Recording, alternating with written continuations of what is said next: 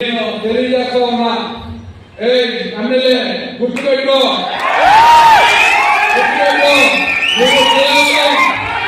నువ్వు కేవలం నన్ను పూజలు మాత్రమే చెప్పగలను. నా సంస్కారం చెప్తా ఉన్నా. నేను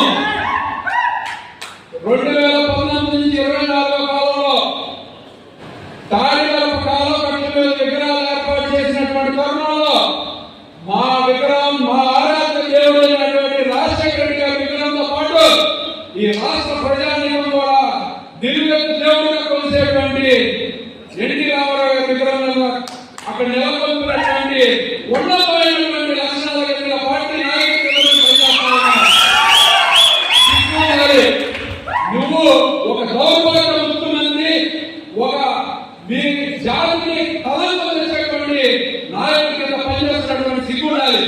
మీరు సుదీర్ఘంగా 3 పర్యాయాలు రాష్ట్రాన్ని పరిపాలిస్తే ఎన్టీ రామారావు గారు పుట్టినటువంటి ఈ కృష్ణా జిల్లా పేరు కూడా కనీసం ఆయన నామస్మరణ చేయడానికి కూడా పనికిరానటువంటి చంద్రబాబు నాయుడు.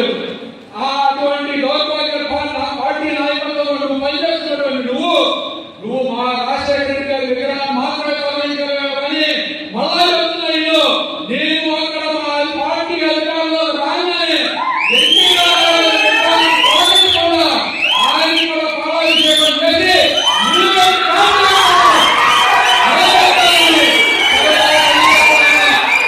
నువ్వు కేవలం వినియోగదారులకు విగ్రహాలు కనబడితే నువ్వు పెద్ద మగాడు అనిపిస్తున్నావు.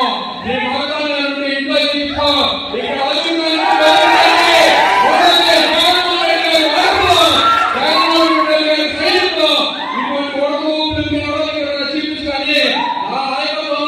ఈ పార్టీ కొనసాగించినంత వరకు కూడా